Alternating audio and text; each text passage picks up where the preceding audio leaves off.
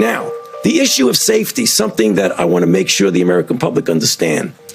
It's not only safety when you inject somebody and they get maybe an idiosyncratic reaction, they get a little allergic reaction, they get pain.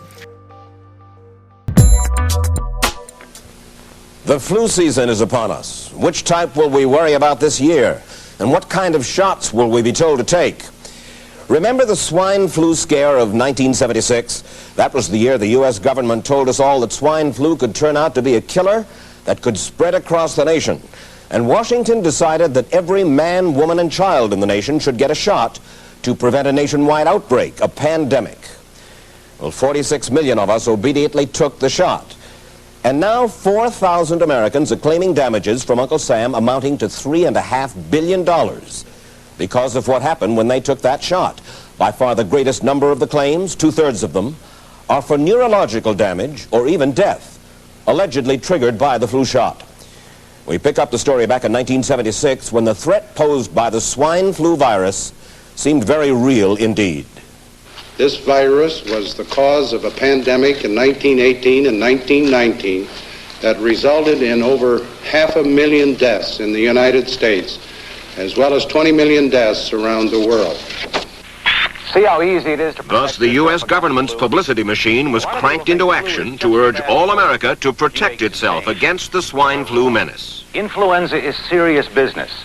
During major flu epidemics, millions of people are sick and thousands die. Well, this year you can get protection. The vaccines are safe, easy to take, and they can protect you against flu. So roll up your sleeve. Protect yourself. There's safety associated. Does the vaccine make you worse? And there are diseases in which you vaccinate someone, they get infected with what you're trying to protect them with, and you actually enhance the infection.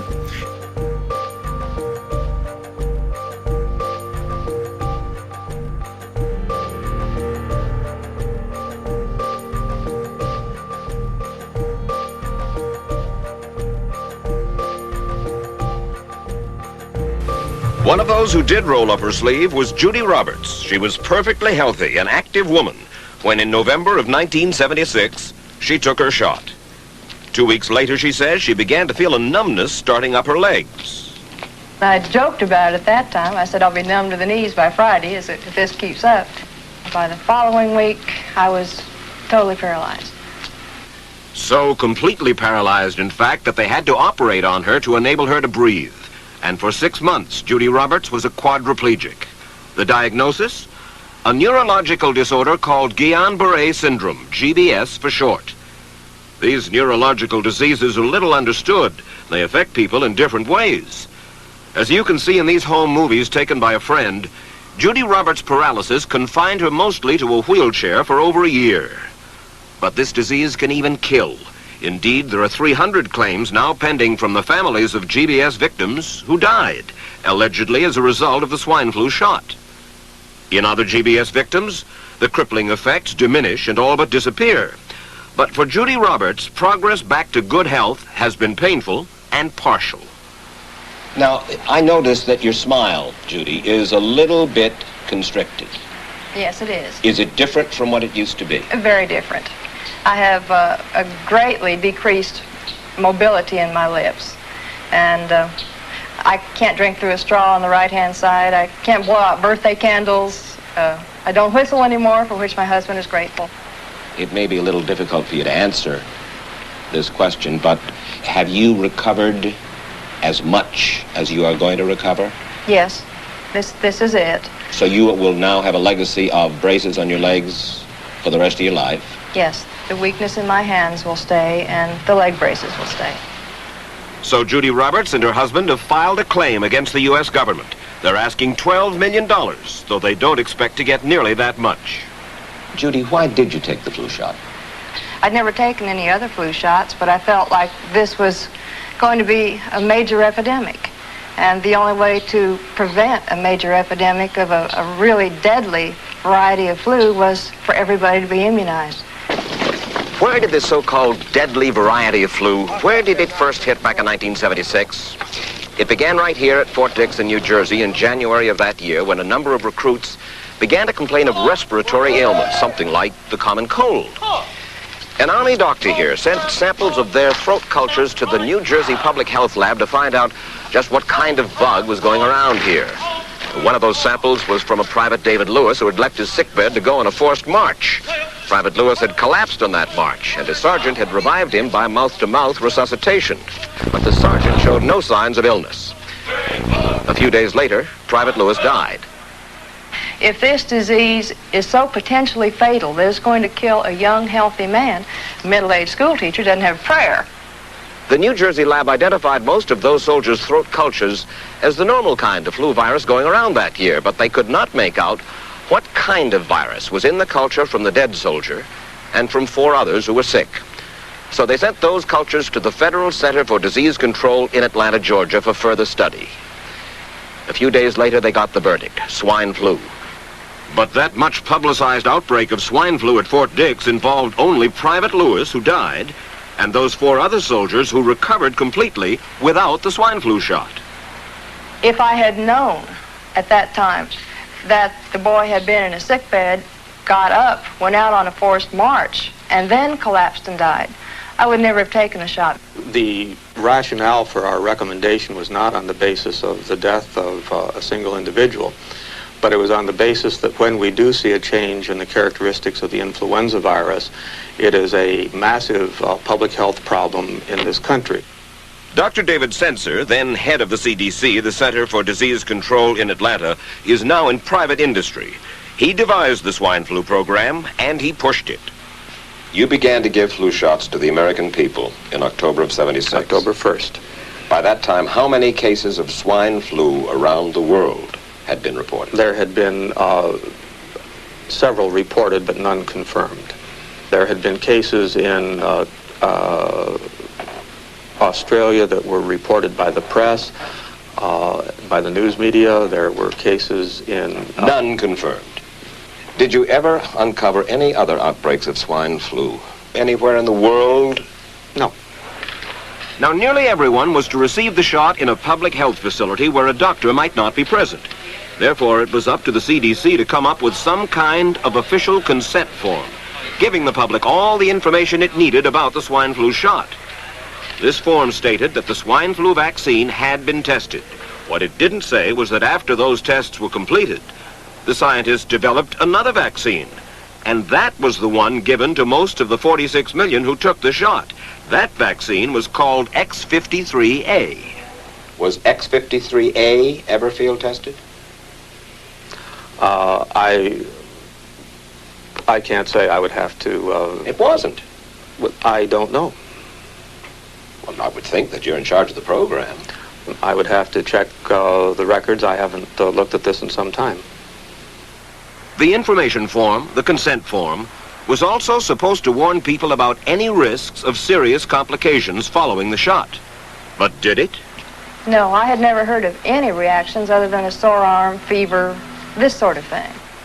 Judy Roberts' husband, Gene, also took the shot. Yes, I looked at that document. I signed it. Nothing on there said I was going to have a heart attack or I can get Gullian-Barre, which I never heard of. What if people from the government, from the Center for Disease Control, what if they had indeed known about it? What would be your feeling? They should have told us.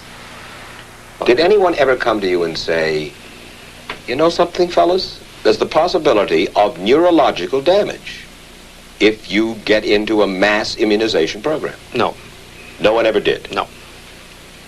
Do you know Michael Hatwick? Yes. Mm-hmm. Dr. Michael Hatwick directed the surveillance team for the swine flu program at the CDC. His job was to find out what possible complications could arise from taking the shot and to report his findings to those in charge. Did you know ahead of time, Dr. Hatwick, that there had been case reports of neurological disorders, neurological illness, apparently associated with the injection of influenza vaccine? Absolutely. You did? Yes. How'd you know that? By review of the literature.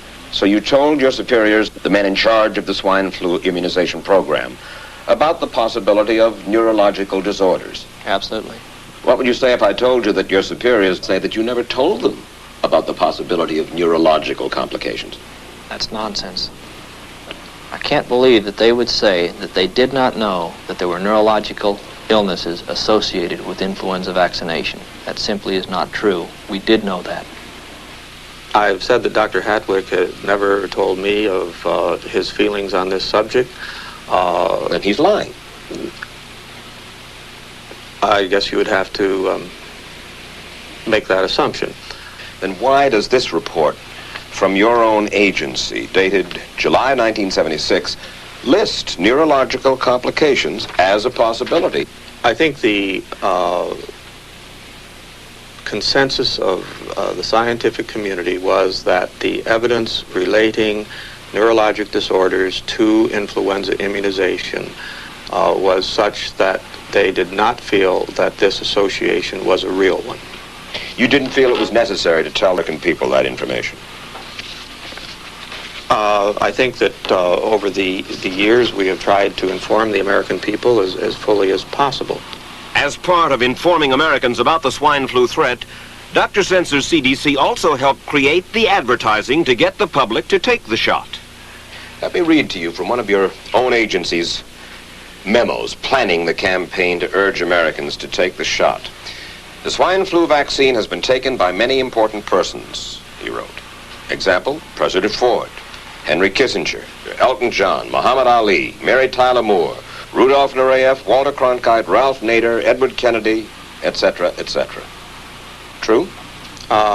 I'm not familiar with that particular piece of paper, but I do know that at least of that group, President Ford did take the vaccination. Did you talk to these people beforehand to find out if they planned to take the shot? I did not know. Did anybody? I do not know. Did you get permission to use their names in your campaign?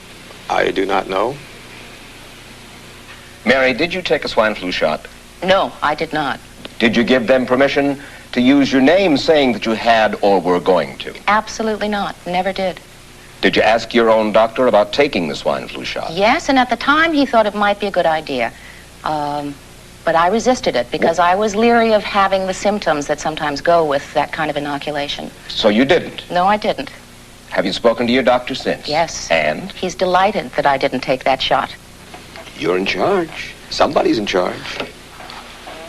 This is your advertising strategy that I have a copy of here. Who's it signed by? This one is unsigned.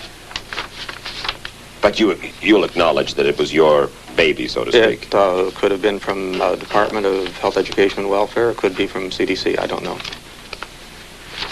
I'll be happy to take responsibility for it. It's been 3 years now since you fell ill with GBS, right? Right.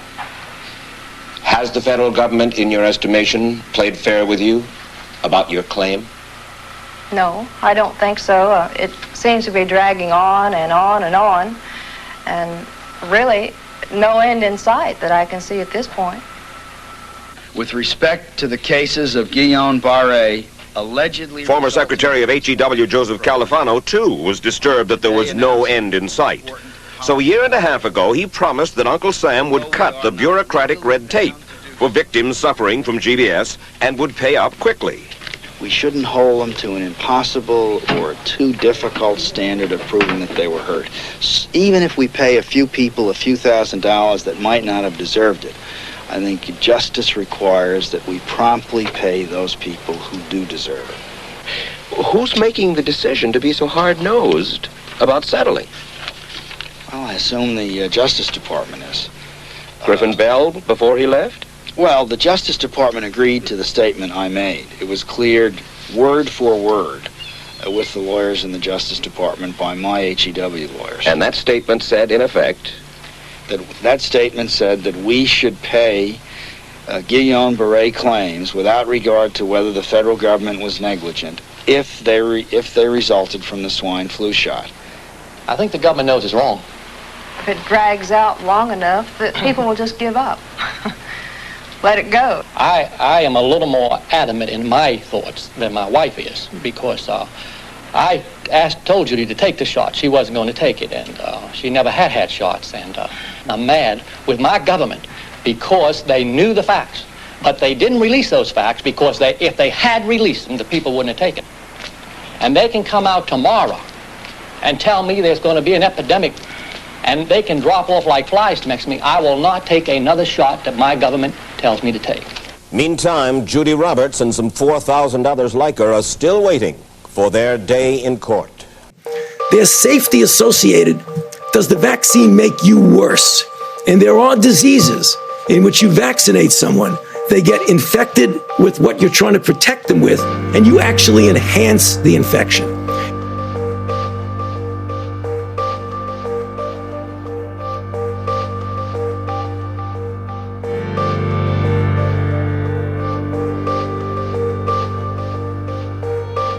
I don't need another flu shot. I had a flu shot last year.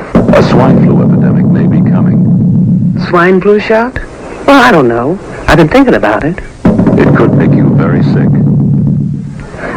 Swine flu? Man, I'm too fast today to catch me. You'll want to be protected. I'm the healthiest 55-year-old you ever seen. Hey, I play golf every weekend. Get a shot of protection. The swine flu shot. Joe brought it home from the office. He gave it to Betty and one of his kids, and to Betty's mother.